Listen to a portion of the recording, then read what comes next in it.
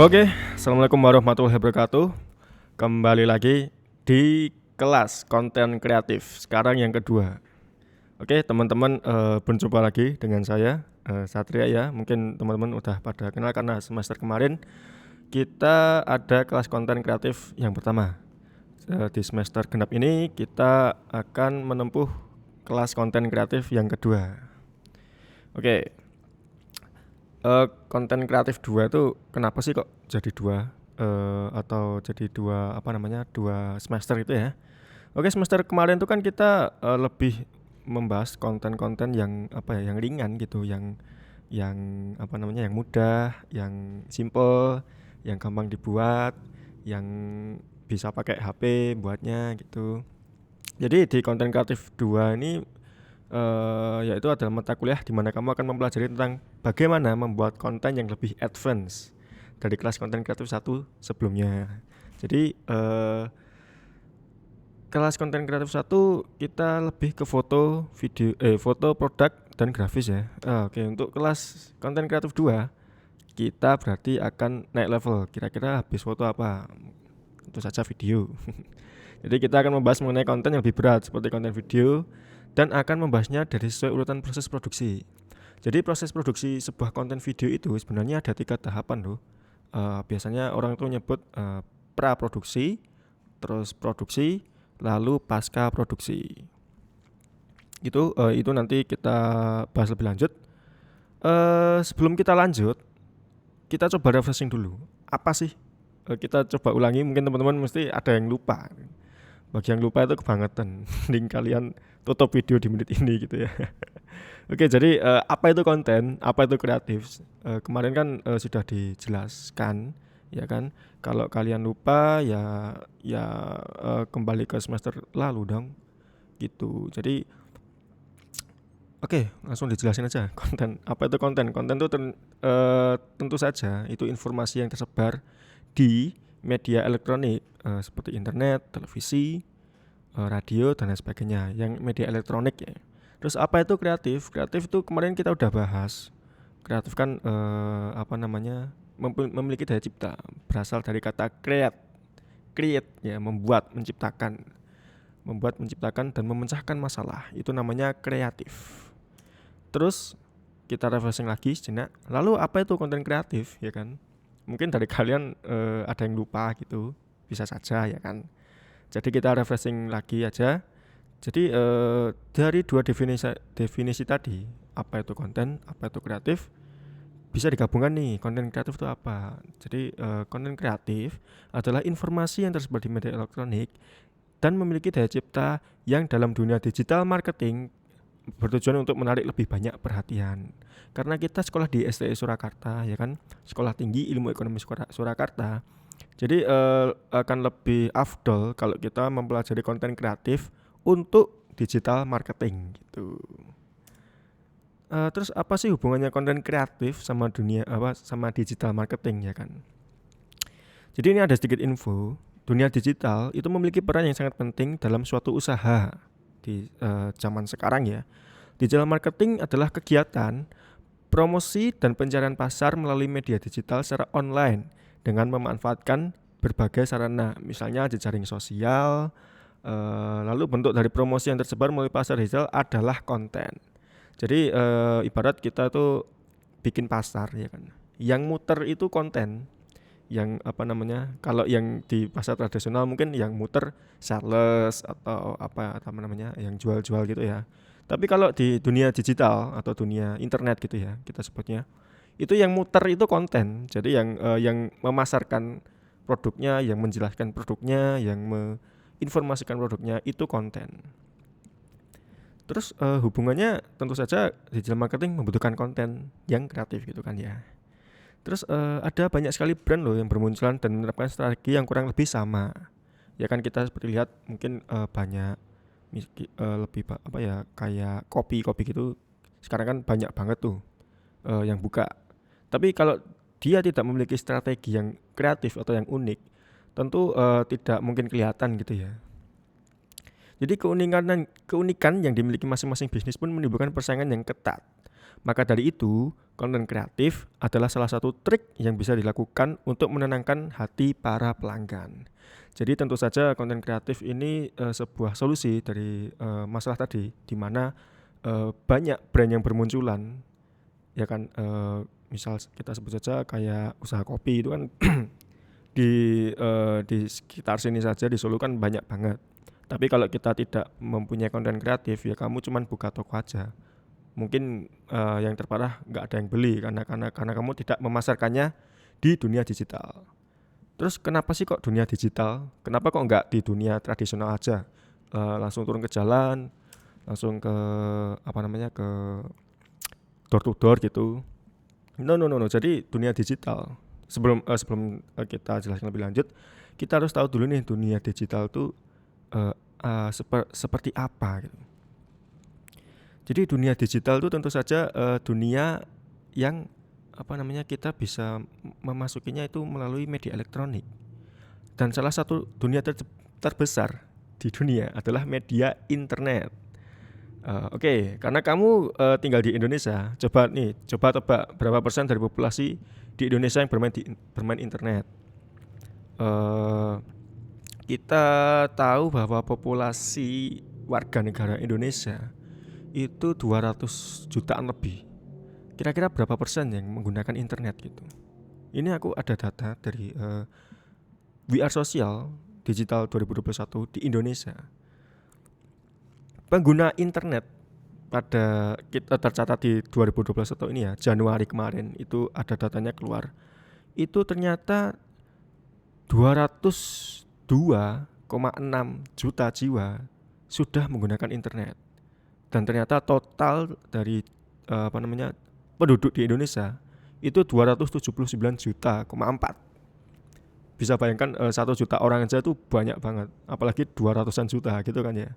Jadi sekitar 73,7% orang Indonesia itu pasti udah punya internet. Internet. Kira-kira kalau orang punya internet itu ngapain gitu? Apakah browsing atau bermain game? Itu internet bisa digunakan banyak hal ya. Terus ada fun fact yang lain lagi nih. Jadi ternyata rata-rata pengguna internet di Indonesia itu mampu menghabiskan hampir 9 jam sehari berselancar di internet. Jadi mungkin kamu atau siapapun yang menonton video ini, bisa jadi kalian hidup selama 24 jam itu lebih banyak menghabiskan waktunya di internet.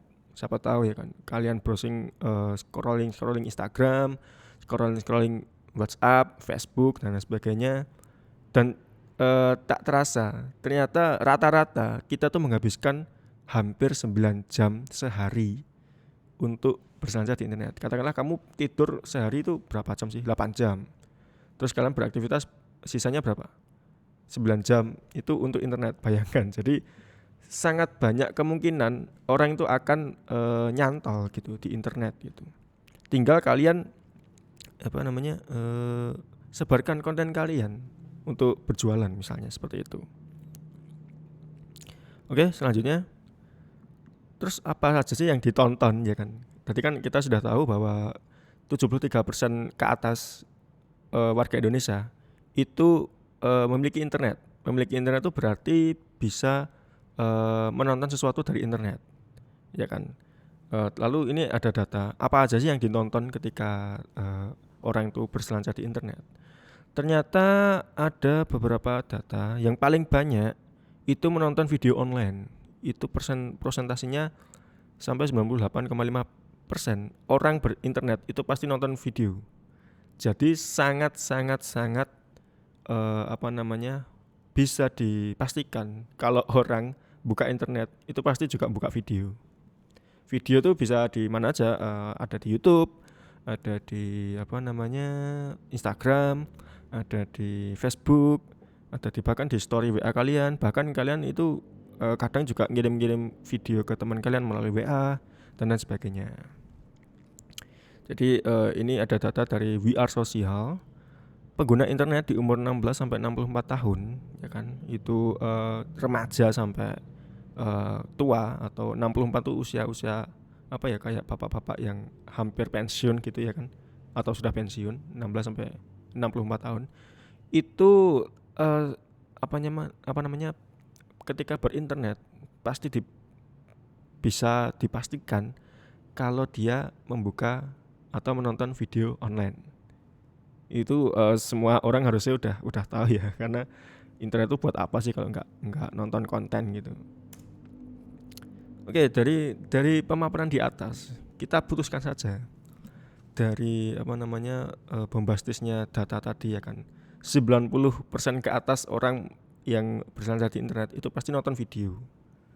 Tentu saja yang lain juga ditonton, misalnya gambar, podcast dan sebagainya, tapi ternyata yang paling rame itu video. Jadi kita putuskan untuk belajar membuat konten yang paling populer, yang paling banyak dikonsumsi oleh pengguna internet di Indonesia, yaitu video. Jadi video apa aja sih yang akan kita buat? Tentu saja karena sekali lagi kita di STI Surakarta ya, kita akan membuat video atau konten-konten video yang bermaksud mengiklankan sebuah produk gitu. Jadi bukan video video yang seru-seruan, tapi kalau video yang seru-seruan bisa memasarkan produk, kenapa tidak? Itu nanti kita akan mencari ide-ide atau merumuskan ide-ide dari sebuah kasus gitu ya. Misalnya nanti akan ada kasus nih, ada seorang pengusaha, dia punya produk minuman, terus dia minta kita untuk bikinkan konten. Nah, minumannya rasa jeruk misalnya. Terus kita brainstorming, kita cari ide konten apa sih yang kira-kira menarik untuk minuman rasa jeruk. Nah, nanti kita akan latihan untuk namanya tuh brainstorming. Jadi kita akan mempelajari ya, ada 4 task utama atau 4 poin utama yang akan kita pelajari di kelas ini, yaitu yang pertama ada cara brainstorming untuk menentukan konten. Brainstorming, brand itu otak, storming itu kayak puter-puter gitu. Jadi kita memutar otak kita untuk menentukan konten atau ide-ide gitu. Terus setelah kita dapat ide, kita membuat storyline, naskah untuk video. Jadi ide itu nanti ditulis supaya bisa dibaca dengan teman yang lainnya. Jadi ide itu sebelum dibuat tentu itu harus ditulis dulu. Ditulis bisa dalam bentuk storyline, naskah, atau bahkan storyboard. Nah, nanti kita akan pelajari itu.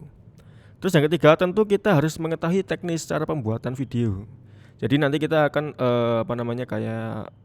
pegang alat untuk bikin konten video. Tentunya ada kamera, ada lampu, ada perekam suara, karena kita video itu kan audio visual.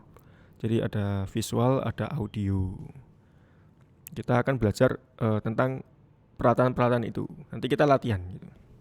Terus nomor 4, yang terakhir, kita akan membuat konten video secara kelompok atau individu. Nah, nanti kita akan diskusi dulu nih, enaknya individu atau kelompok sih? Nah, silahkan nanti kalian boleh diskusi di Google Classroom atau LMS yang sudah disediakan gitu ya. Nanti enaknya gimana, kelompok atau individu gitu ya. Itu nanti kita diskusi. Oke, mungkin dari itu aja pertemuan pertama kita, perkenalan ya. Pertemuan selanjutnya kita akan membahas bagaimana cara brainstorming untuk menentukan ide atau untuk memecahkan sebuah masalah di dalam kasus gitu. Oke, ini ada sedikit quote ya, bisa aku bacain. Di dunia digital yang serba cepat, yang menang adalah yang bisa engage audience melalui digital presence. Karena saat ini semuanya di-drive oleh digital, baik itu transaksi hingga sosial media. Jadi kalau di dunia dunia digital itu ibaratnya itu lintasan F1 gitu. Jadi mobilnya ini kita ibaratkan digital marketing kita. Terus yang ngisi bensin ini itu ibaratkan konten kreator.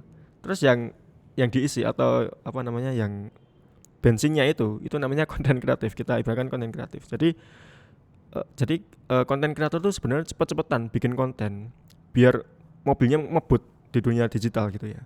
Jadi semakin cepat kita mengisi, semakin cepat itu hasilnya lebih menguntungkan, lebih bisa mengengage itu ya, seperti dijelaskan ini, mengengage audience melalui digital gitu. Jadi kita akan belajar itu. Oke, terima kasih. Kita ketemu di pertemuan selanjutnya. Assalamualaikum warahmatullahi wabarakatuh.